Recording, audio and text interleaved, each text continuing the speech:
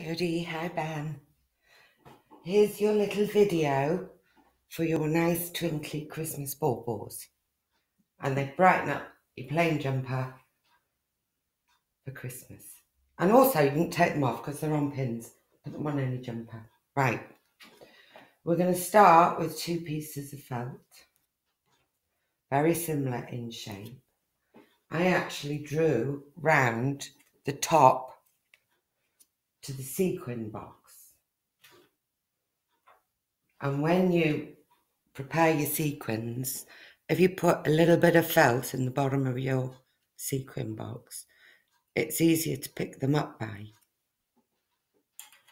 So draw around that, decide which is the front, which is the back, and you'll get them a similar shape. They don't have to be spot on to start with, because you can trim them down later. So we'll put the first one together, which is the back. And we've got a little bit of folded fabric here. I fold it in 2 and just attach it loosely at the bottom. Easy way to make a knot in your thread. Put that end with this end, so they're both pointing at each other. Grab hold of the thread, wrap it round the needle a few times, grab what you've just wrapped round, and then pull the thread, and you've just put a knot in the bottom of the thread. So put it through from the other side, because it doesn't matter if that side gets messy, because that's going to be the inside. And you just want to do a few stitches just to hold that on. And I'm not going to do lots. I would normally do lots, but I want to make it a bit quicker for you. So when you've put a few stitches in, you'll fold the top down. I've already pressed mine before I started because it's easier. And you'll put a safety pin so the end sticks up and you're securing the solid end in the fabric. And ideally, you want to use a teeny weeny safety pin, like this. But you can't see it, so I'm going to use a big one. So you'll pull that down with a folded edge over the other piece. If it's a small one, you see, you won't see it from the other side. And then you're going to just do a few more stitches to secure the folded one to the first one. And that way you'll secure your safety pin. And then you'll knot it off on this side. On the front, if you would like this effect, you see I've put the gold ones at the top, and then I've got red ones in the middle, and I've actually put some very dark blue ones here. On this one I've got the silver at the top, and then the green, and it just looks like the glittery baubles that we used to have on the tree. So this is the good side. I've got a knot in my thread. What I do with my thread, don't cut it too long because it'll get really knotted up. Doubled up about the length of your arm. I slide mine through some conditioner like that. If you haven't got any of this wax conditioner, you can use a very famous furniture polish called Pledge and just give it a little press. Right then, we're going to go in from the back, and then we're going to pick up one of the goldy ones. These sequins, I like to use the big ones really because it makes it quicker. I've got some here, and these say 007, and I'm imagining that's the side. Paperseller.com, those. And I also use the trimmets. I just buy them when I see them. So it's lovely. Right then. You've got one thread coming out. And you've got this going in the back of your sequin.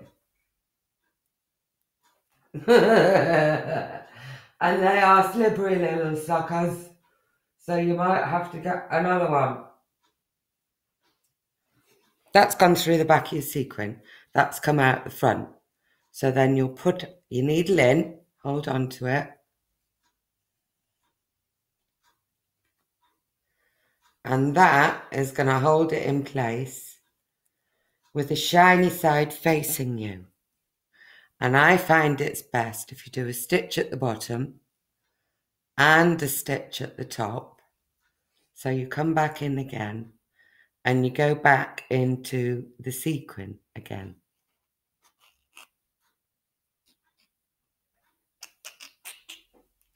And pull it nice and tight.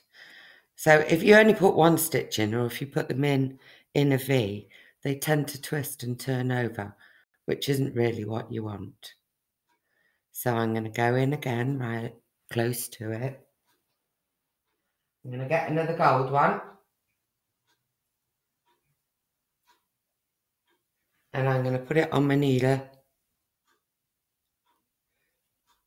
Gone into the back of it. Pull it through. One more stitch in. I'm using yellow thread for the gold sequins because I find it doesn't show as much. Pull that through. Then I'm going to go back in, close to it, and anchor it down. Now, if you want to draw your pretty pattern, see mine goes up, down, up, down. You can draw it on the felt in a crayon or something. But you're very creative, so you'll probably eyeball it. What I like to do every couple of sequins, I like to do a couple of stitches in the back. And then on the second stitch, I'll go through the loop on the second stitch and tie it off.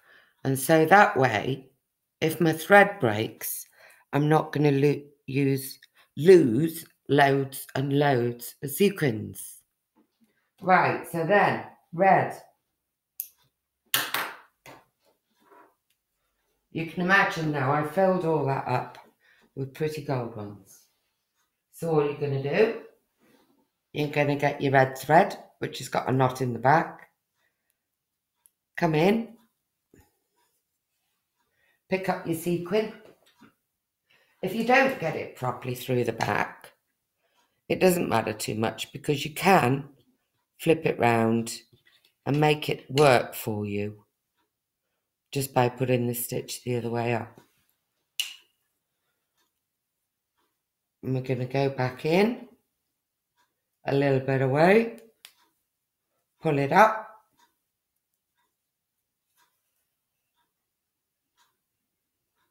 that's nicely on that side, and I'll put another stitch on the other side, pull that through and put that in there, and it's as easy as that. When I stitch them together, I like to use what they call it, a blanket stitch, but that doesn't really matter what it's called. So you've now got all of it full of sequins, and you can get really pretty threads. This is a gold twinkly thread. And what is it? It's a metler. And this is another twinkly thread. They're like embroidery threads. They're called polysheen. So they're polyester. They've got a really nice shine to them. So they just make it twinkle around the outside. You might not be able to see the gold one. And so you'll put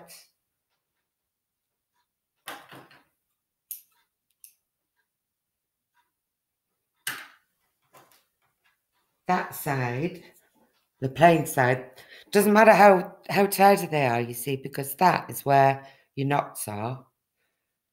And that's the back of this one. And so all your knots and your stray bits are going to be on the inside. And then you're just going to put the two sides together. And then you can use your twinkly thread